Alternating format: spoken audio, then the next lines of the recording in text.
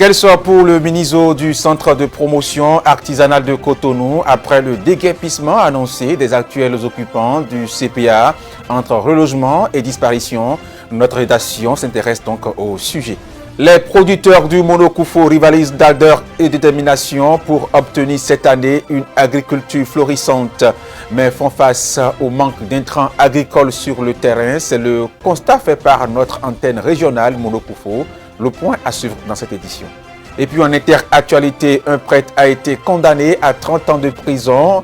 Avec lui, plusieurs autres personnes à la prison à vie par le tribunal de Blantyre au sud de Malawi. Ces condamnations font suite à l'affaire de l'assassinat d'un albinos tué puis démembré en 2018. Voilà pour le sommet, le développement dans un instant. Mesdames, Messieurs, c'est un réel plaisir pour nous de vous retrouver au rendez-vous de l'information sur Speedline Télévision. Malgré les efforts fournis par le gouvernement béninois, des attaques djihadistes persistent dans le nord du pays. Un groupe armé dont l'identité reste à établir a lancé tôt le dimanche 26 juin 2022 dernier, un assaut sur le commissariat de Dassari dans le nord du Bénin, près de la frontière avec le Burkina Faso.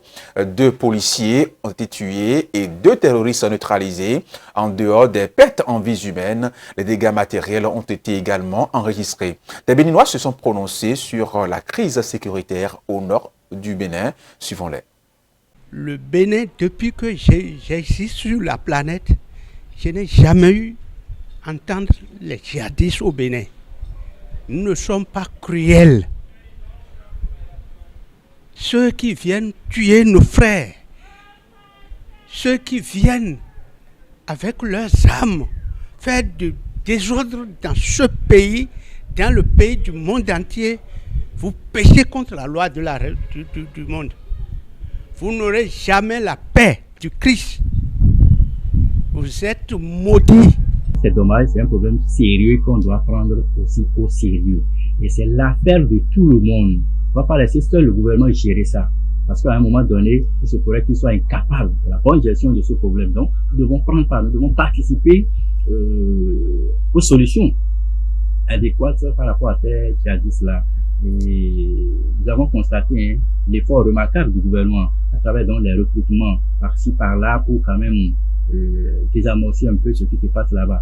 Mais ce que nous devons rechercher à savoir, quel est l'objectif ou quels sont les objectifs que visent ceux-là pour s'en prendre à nous. Voilà que nous n'avons même pas de ressources. Voilà, mes chers responsables, mes chers présidents, le président du Bénin, le sage, le respectueux, Monsieur Talon, je m'adresse à vous. Je vous demande de tout faire. Qu'est-ce qu'ils veulent? Demandez sagement qu'est-ce qu'ils veulent que le Bénin leur fasse pour qu'on n'en parle plus de djihadistes au Bénin. Nous ne sommes pas si riches. Nous n'avons pas de diamants. Nous n'avons pas quoi que ce soit. Pourquoi ils viennent ici? Est-ce que c'est la gestion du gouvernement qui les dérange ou je ne sais pas, qu'est-ce qui se passe? Ça ne peut être que de ces 2 cas.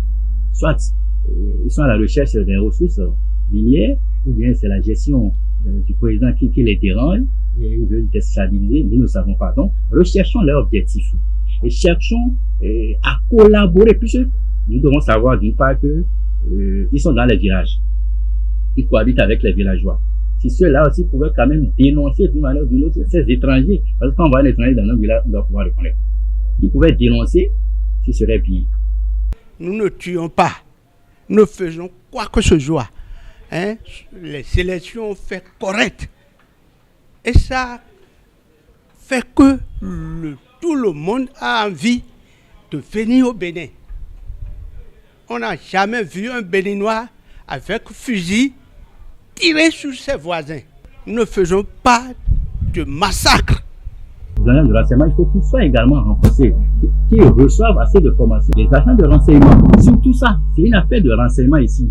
Et renseignement, ce n'est pas mettre sur la voie publique comme ça. C'est des gens qui sont en sourdine. C'est vrai, je ne suis pas au camp, mais nous avons des paramilitaires. Nous vivons avec ces militaires-là. Ce sont nos frères, ce sont nos soeurs, ce sont nos enfants qui parlent, qui ne sont pas bien traités. Ça, il faut avoir le courage de le dire, Et nous lisons également les réseaux sociaux qui aussi dénoncent leur mauvais traitement. Il faut dire bien au gouvernement d'écouter son peuple. Le peuple parle. Le peuple parle. Ils écoutent le peuple pour tirer leçon et pouvoir agir.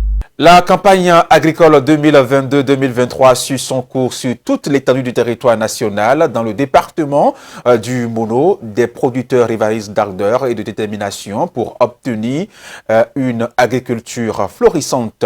Nonobstant leurs engagements, ils font face au manque d'intrants agricoles sur le terrain pour booster leur production. C'est du moins le constat fait par nos collègues de l'antenne régionale Monokofo qui ont effectué une descente dans quelques champs. C'est déjà la campagne agricole au Bénin. Les mains à la hanche, ce semencier contemple son champ de manioc. Un vaste domaine de 3 hectares qu'il vient d'emblaver durant cette période qui a déjà ouvert son rideau.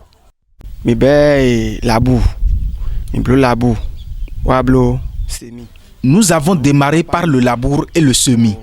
Cette année, j'ai labouré 3 hectares de manioc et 5 hectares de maïs. 3 hectares.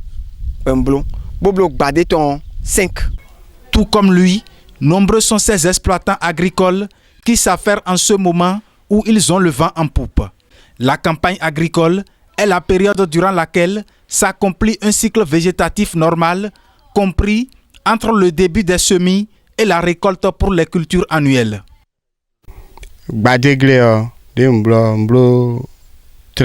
J'ai cultivé 13 hectares de maïs, 8 hectares de manioc et 4 hectares de haricots. À en croire ces paysans, depuis le lancement de la campagne agricole, le manque d'intrants chimiques sur le terrain est l'un des véritables goulots d'étranglement qui semblent noyer leurs efforts. Nous, on se plie à ça et on sait que si c'est 10 hectares que tu fais ou bien si c'est 5 que tu fais, tu peux faire 10. Si c'est 10, tu peux faire 20.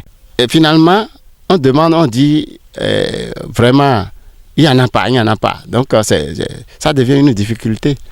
Mais il y a quoi plus de 500 000 €? Nous sommes allés à l'ATDA avec près de 500 000 francs pour l'achat des intrants. Mais nous n'avons rien trouvé. Tout en donnant créance à ces propos, le chef cellule communale commun de l'Agence territoriale de développement agricole, ATDA 7, clarifie. Je le confirme. Vous n'êtes pas sans savoir que depuis 2016, il y a des réformes dans le secteur agricole.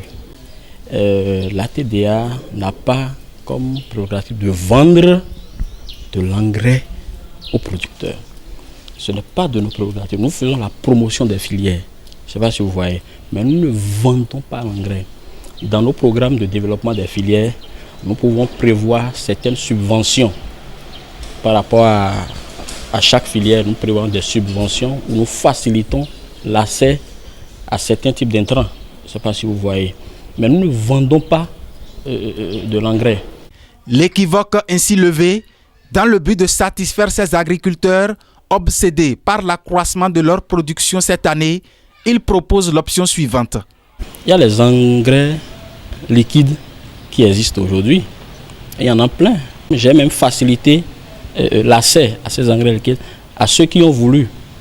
Je ne sais pas si vous voyez.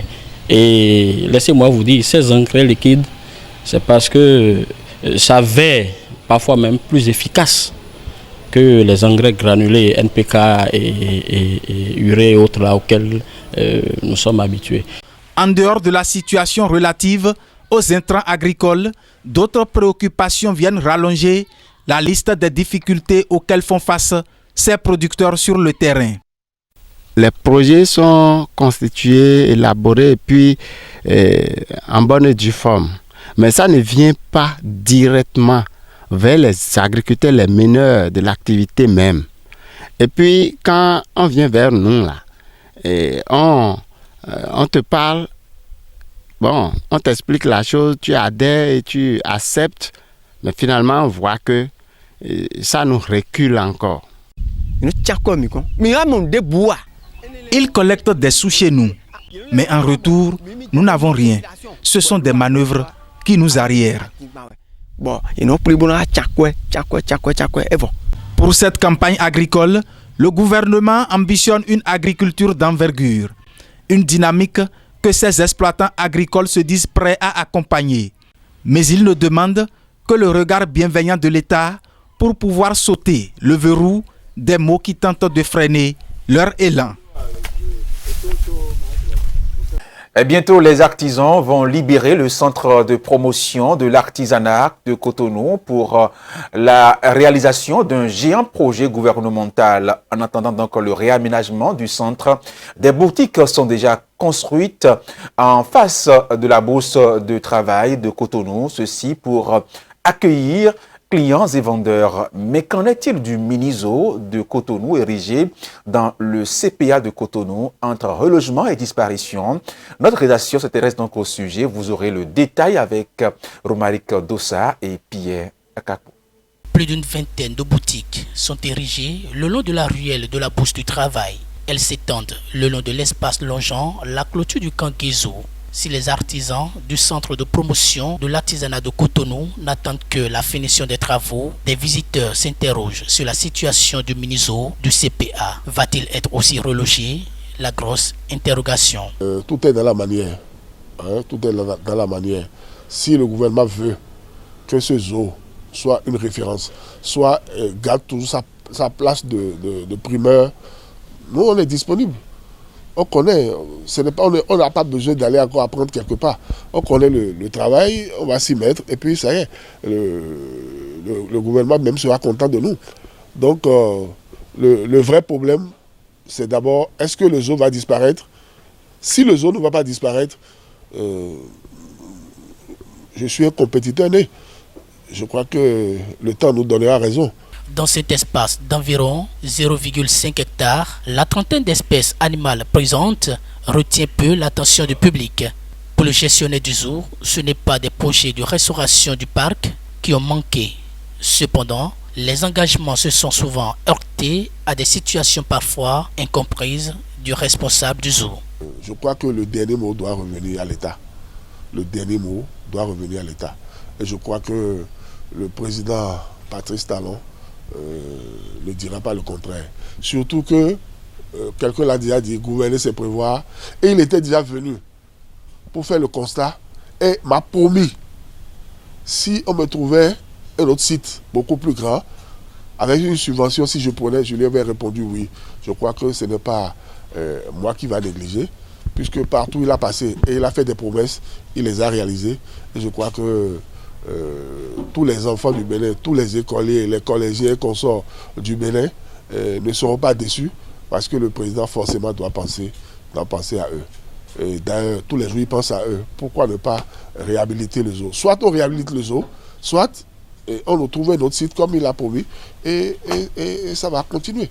Lancé avec 2 lionceaux, 2 singes et un âne, il y a plus de 2 décennies, le mini-zoo de la ville de Cotonou peine à émouvoir. Pour un mini-zoo situé dans la ville phare du Bénin, l'atmosphère est paysanne. Entre relogement et disparition de ce mini-parc, la problématique reste pertinente.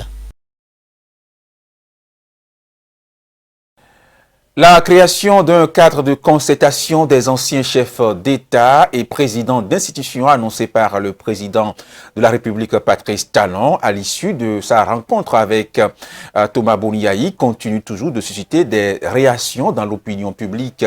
Dans le département du Mono, les populations sont partagées entre joie et l'impasse de voir naître dans un bref délai un tel creuset. Selon elle, cette idée émise par Patrice Talon est porteuse de germes de paix et de cohésion sociale. Nous en avons besoin. Nous en avons besoin. Vous savez, ce sont des gens qui ont dirigé ce pays pendant plusieurs années. C'est pour vous dire que c'est même la fondation de l'expérience de gestion de l'État dans notre pays. Donc si ceux-là se parlent, je crois que nous n'aurons plus beaucoup d'horizons sombres qui vont nous freiner dans le développement de notre pays. C'est de bon augure pour que le climat qui prévaut au niveau politique dans notre pays soit apaisée. C'est que dans le dialogue, on trouve des solutions aux problèmes qui se posent. Mais si on ne peut pas se parler, ce n'est pas bien. Donc pour moi, ça va au-delà de la décrispation. La décrispation, oui, mais en réalité, on a besoin de la paix, de l'unité nationale. On a besoin de construire notre nation. On a besoin que notre pays se développe et nul ne sera de trop. C'est en cela que je trouve louable encore, je précise, ce cadre de concertation qui va être créé. Nous sommes bloqués, nous dagbe. Do on prend mais nous a doté de sous Azizada holo boyer de sous. S'il le faisait ainsi, ce serait bien. Le chef de l'État est un génie. De ma position de dignitaire, je ne peux que l'accompagner de prières. Que le Tout-Puissant l'inspire davantage pour qu'il aille au bout de ses idées. Je demanderai à tout le peuple de l'accompagner dans sa vision.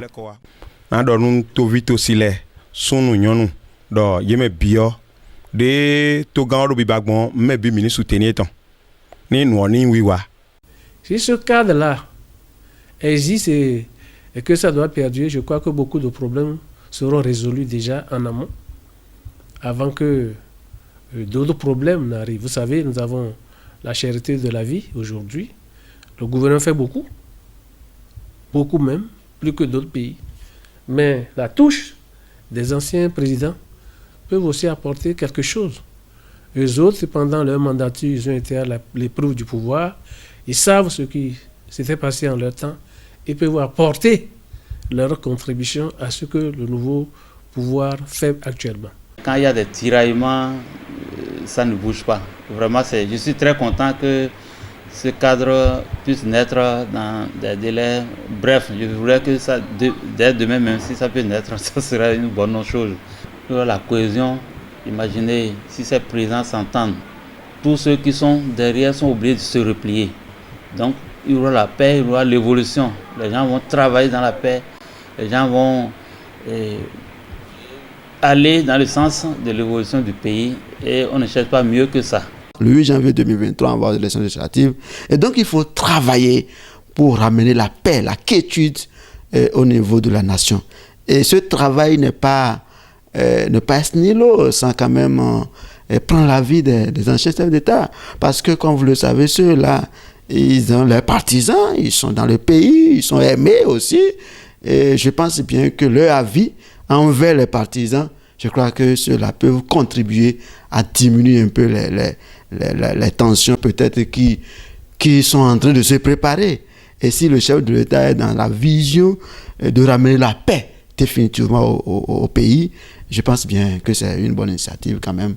Et ce journal se poursuit. Parlons à présent des jobs de vacances, un passe-temps rémunérateur pour plusieurs jeunes et même des enfants. Il consiste à pratiquer de petites activités pouvant permettre de gagner un peu d'argent et de faire un peu d'économie également pour les rentrées prochaines. Force est de constater que certains individus mal intentionnés profitent de la naïveté de certains vacanciers étant à la recherche d'un job de vacances pour arnaquer ces derniers. Et quelles sont donc les dispositions et les précautions plutôt à prendre avant d'aller à un entretien d'embauche pour un job de vacances? Suivons ici le reportage de Olive Biao. Les vacances s'annoncent, c'est le moment de se donner à toute activité rentable en cette période. Mais malheureusement, durant cette période, les jeunes sont exposés à toute intimidation et arnaque venant des recruteurs. D'abord, concernant les jobs vacances, aujourd'hui maintenant la plupart de tout cas se fait en ligne.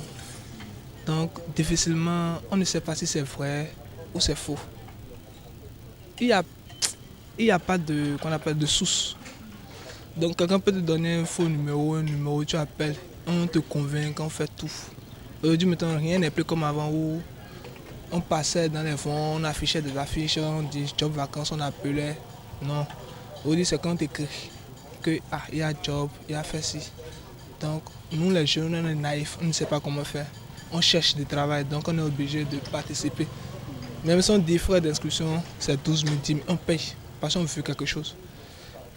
Donc, même on nous dit de faire attention, on fait attention, mais quelque chose nous pousse toujours à les déposer parce qu'on n'a aucun travail à faire. Vous savez, aujourd'hui, il y a beaucoup de chômage dans le pays. On peut déjà évaluer ça à un taux très minime. C'est le manque de boulot qui entraîne les jeunes à faire ça.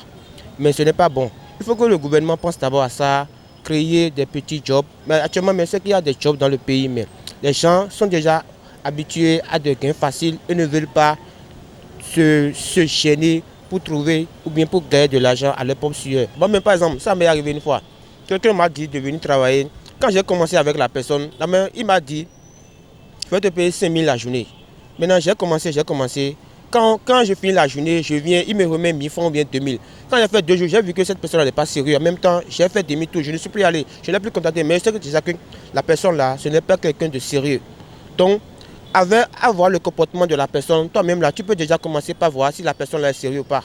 Avant tout recrutement, il faut vérifier les informations sur l'entreprise qui recrute et surtout ne pas payer de frais exigés par le recruteur. Juste faut se renseigner auprès de ceux qui ont déjà une entreprise, ceux qui travaillent déjà, demander à nos grands frères, ceux qui sont déjà bien. Ah, j'ai trouvé quelque chose en ligne, ils m'ont dit ci, ils ont dit ça, comment il faut faire, comment il faut y aller. Il ne faut pas se jeter dedans comme un gamin en même temps. Aujourd'hui, il n'y a plus de confiance. Donc il faut en parler autour de nous d'abord, avant de se mettre dedans. Donc on va juste demander aux enfants de bien voir. Et s'il y a quelqu'un qui demande job quelque part et qu'on leur demande de l'argent, avant de commencer, ils n'ont qu'à dire, ils n'ont qu'à savoir que ça c'est de l'arnaque. Parce que c'est job de vacances, on dit. Il faut faire le travail pour avoir l'argent. Il ne faut pas dépenser pour faire cela. La personne qui vous contacte, qui vous dit qu'il est recruteur, qu'il veut vous embaucher ou bien qu'il veut recruter des gens pour un poste, vous devez d'abord être vigilant avec cette personne parce que aucun job, on ne peut pas vous réclamer d'avancer ou bien de payer quelque chose. La personne qui te demande d'abord ça, il faut savoir que cette personne-là ne veut pas te trouver du job. Au contraire, il veut t'arnaquer ou bien il veut prendre ton argent. Après, il va commencer par te tourner de rond en rond pour dire que le poste n'est plus disponible. Donc, si moi, en question, je suis en face d'une telle truc, à ma première idée, c'est de dire à la personne, monsieur, votre idée là ne me plaît pas. Comment est-ce que vous pouvez me demander de l'argent pour un poste que je n'ai pas encore touché? Non. Il y a des gens qui vont faire les marketing, vendre ou bien rester dans les postes de télécommunication, vendre des crédits. Il y a un peu de tout quand même. Il y a aussi les sociétés chinoises qui recrutent les gens pour qu'on puisse aller vendre leur pour qu'on puisse aller leur faire la publicité de leurs produits. Donc ce sont des jobs de vacances qui sortent un peu pendant les vacances pour que les jeunes puissent se lancer dedans et gagner un peu de l'argent avant la rentrée prochaine. Moi, aujourd'hui, je vais dire, je ne connais pas les différents types de jobs de vacances. Mais les jobs de vacances que moi je fais, au fait, ce n'est pas un job de vacances. Sauf qu'il y a un ami qui veut travailler quelque part, il m'appelle, viens m'aider. Je peux l'aider pendant une semaine, 5 jours. Et tu profites de quelque chose. Aujourd'hui, on n'a plus de jobs de vacances comme avant. Se faire de l'argent pendant les vacances, oui. Mais il faut être très vigilant et ne pas se laisser berner. Et puis dans le reste du monde, en République démocratique du Congo, des dizaines de milliers de personnes ont fui leur foyer depuis la fin du mois de mars dans le territoire de Rutshuru, dans l'est du pays, pour fuir les combats entre les rebelles de M23 et les forces congolaises. Le Comité international de la Croix-Rouge a estimé à 150 000 de nombre de déplacés internes, auxquels il faut ajouter 200 et plus de 25 000 réfugiés en Ouganda. Parmi ces personnes se trouvent des enfants, dont plus de 800 sont séparés de leur famille. Les affrontements entre les rebelles du M23 et les forces armées de la RDC ont provoqué des déplacements massifs de la population du territoire du Rutshuru dans la province du Nord Kivu à l'est de la RDC. Maniragouane Zabagazani vit depuis dans cette école du Nyiragongo près de Goma. Pendant leur fuite, 2 de ses enfants se sont perdus. Enoch, 10 ans, et Dorika, 8 ans, ne partagent plus le quotidien de la famille depuis près d'un mois. Des balles fusées et on a fui.